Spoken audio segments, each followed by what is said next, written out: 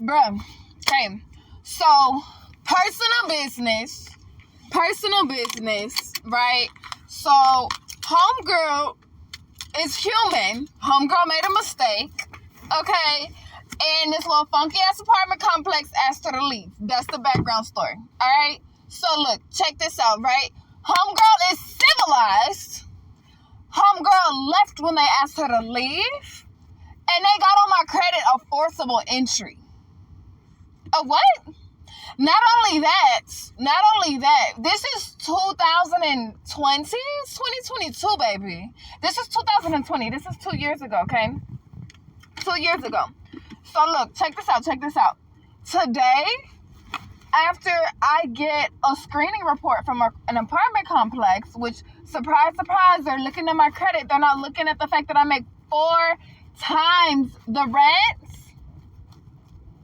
They're not looking at the fact that says I have 0 late reports on my credits. 0 times I was late. 0. Like, I'm not making this up. It's in your face. 0. 0 times was I late. According to this report. Do you see what I'm saying?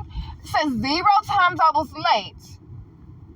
Says I make 4 times the rent. You have my pay stubs. And you're going to tell me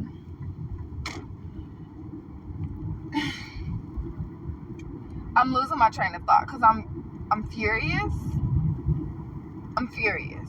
Okay. So you're going to tell me that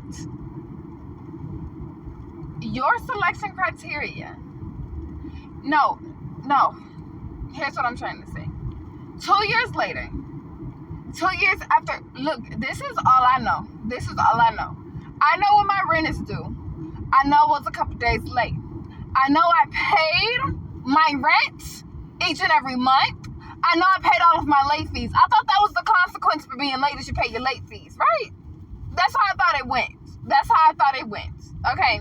That's how I thought it went. All right? So, I understand. Homegirl made a mistake. That's what I said in the beginning. Homegirl made a mistake. Come on now. Like, we're not even going to go into why, because that's some other things that should not have existed. We're just going to start right here. Homegirl made a mistake. Small little mistake. We're talking about being late. Like, I don't know if my brain is just not wired how the rest of the world's brain is wired. I just feel like being late is just being, like, you was just late. Do you see where I'm going? Like, I paid you my money. I don't know. But, like, maybe that needs to soak in or something. Like, I don't get how serious it is to be late. Like, my brain does not process that, oh my God, I didn't pay on this number a day. It's so serious, like, kill me. Like, it's not processing in my brain. So, like, maybe that's the disconnect. Maybe that's the lesson I still haven't learned or whatever. I don't know. But homegirl made a mistake. However egregious that mistake is, I just want you to sit with it and absorb it and just ignore my own opinions about being late. I want you to sit with it and absorb it, right? Think about what consequences you think I deserve for being late. And here's the reality. They asked me to leave. I left.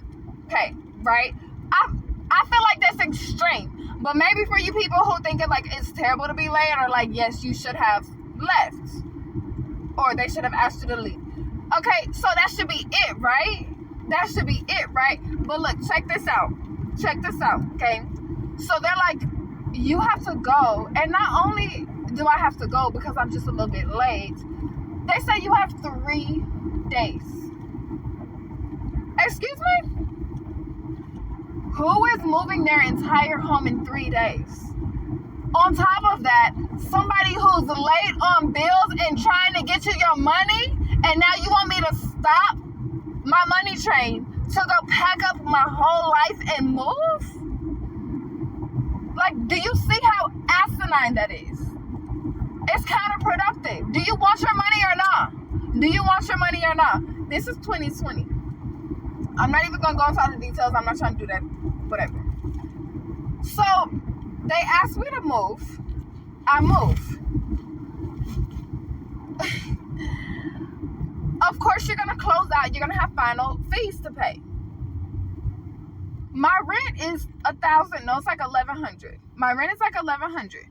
So I'm expecting these to be my final fees. No, they're not just gonna send me a bill.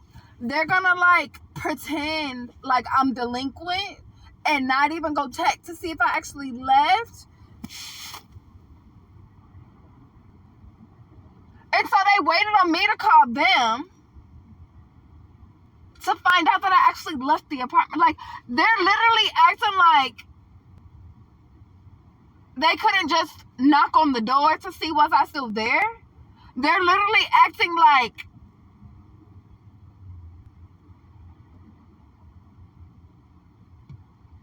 I don't even think they left a voicemail like, hey, we just want to... Actually, I can't even say that because they called me. So I'm not trying not to get too mad about this. But, like, I just feel like if you can go and post a notice on somebody's door, you can go check and see if they left. You see what I'm saying? Okay, so that's what happened. I left when they asked me to leave.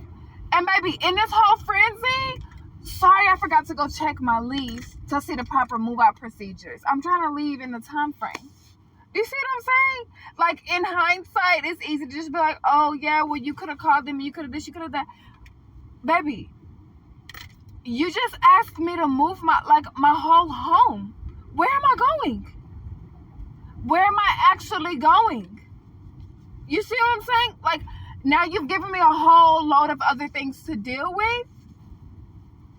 So now I have to get settled again. And you didn't even go check. Like, Like, somebody is obviously struggling. And your response is to make their struggle worse rather than better. That's inhumane. You're going to hell. Anyways, now that that's settled. So, this happened. Now, I called them. And they're like, okay, well, you're supposed to turn in your keys to the office. Okay, whatever. Cool. I'm supposed to follow that rule. I'm going to abide by that rule. Go ahead and tack on some extra fucking dollars to what I already fucking owe your bitch ass. Go ahead and do that shit. Because by the lease, whatever, black and white, blah, blah, blah, suck my dick.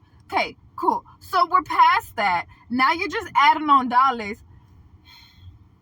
Why do you want to charge me for a stain that was on the carpet when I moved in? Like, you're not even trying to be fair. And then they want to tell me they don't have the paperwork that I turned in? All right. So check the previous tenant then. Because they turned in paperwork, right? Like, this is how I know they're foul. Anyways, okay. So then, it's $1,700 they want me to pay them. Whatever. Fuck it. I'll give you your fucking money. We'll be done with it. So they're telling me they offer a payment plan. I didn't even ask for it. They're telling me they offer a payment plan. Why would I sit here and try to stress myself to pay somebody $1,700 at one time when they're offering me a payment plan? Okay. So they offer me a payment plan. It's like $500 a month. I was like, all right, cool. Sign it. Boom, boom, boom. Done. Remember, this is 2020. So now COVID hits. All of these other companies are giving you extensions. I called them. Can I get an extension? They say yes.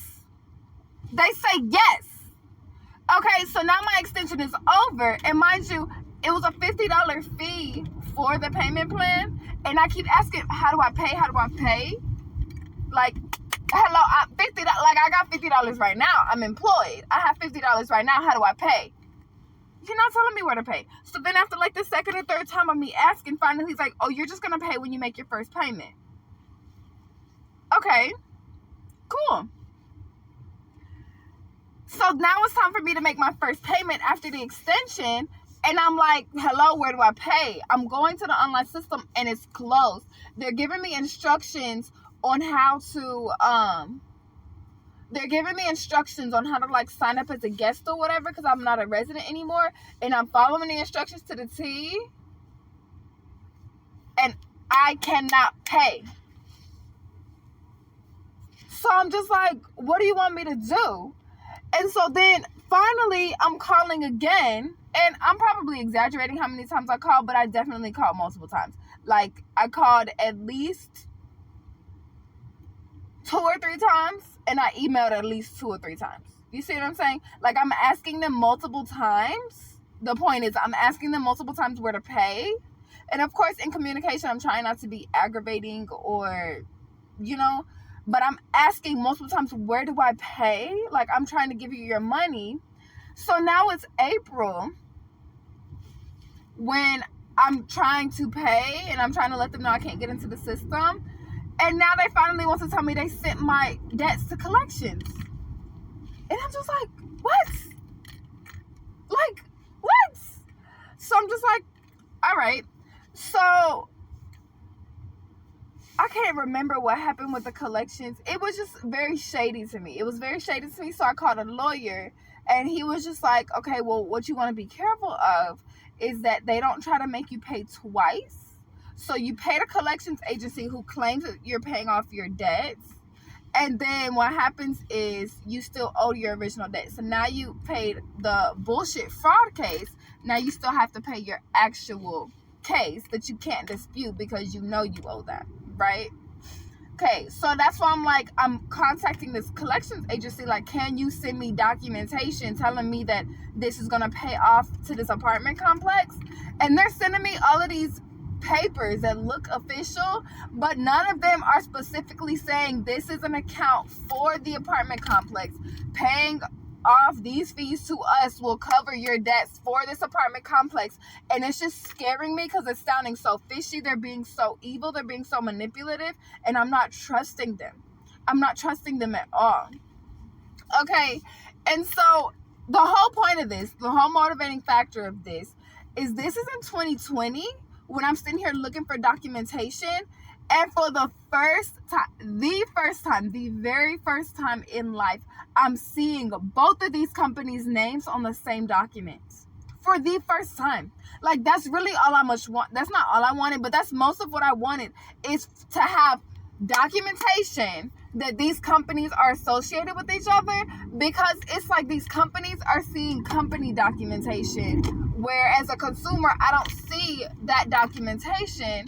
So what am I supposed to go off of? Like, I don't see what you're seeing, so I can't even move accordingly. Like, if you're seeing clearly that I'm owing this apartment and I'm supposed to pay it to this person, I should be able to see the same thing. Like, I don't see that.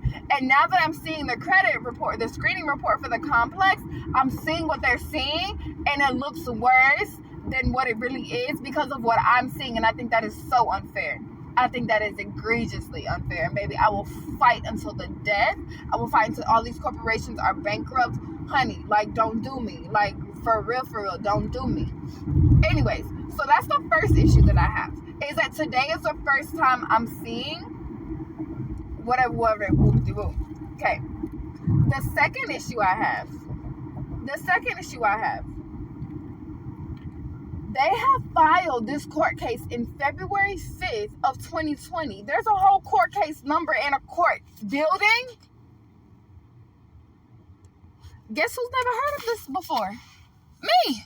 And so I got my name as the defendant. And I've been in a court case since February? Are you serious right now? I've literally been the defendant on a court case that was filed February 5th, 2020. And it's January 31st, 2022. And I'm just now seeing this case. How? I'm stressing myself. How?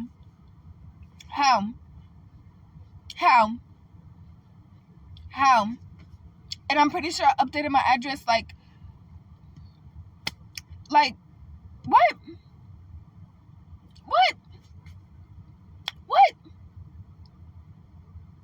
what? Like, what's the deal?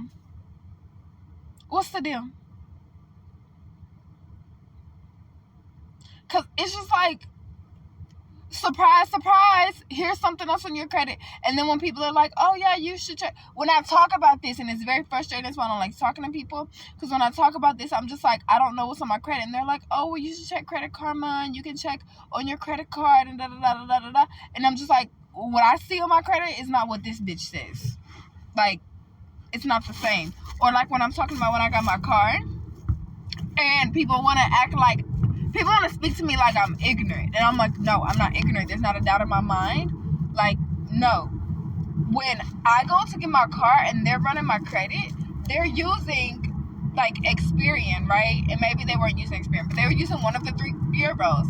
And their Experian number was like 20 to 30 points lower than what the number I just checked was. I found out what number it was, and literally in that office, they're running it at the same time I'm running it. They're running it at the exact same time I'm running it. So it's not even about 6 months, whatever, something new popped up. I made an account while I'm sitting in their office. I'm running my number. The number that I see is different than the number they're printing out and putting in my face. And I'm sick of this. I'm so sick of this. Like, this is my credit. Why do I have to, like, what? Why is an apartment complex seeing something different than what I'm seeing? I don't even know what this is. What is a forcible entry? They're literally paying me out to be like this scammer, delinquent, doesn't pay her bills, you know, evades the law. You know, you gotta drag her out with the fucking police in order for her to leave. Like,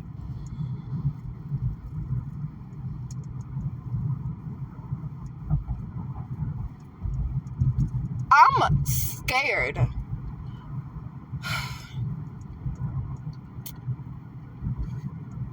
And I'm like, how do I move forward from this? How do I move forward from this?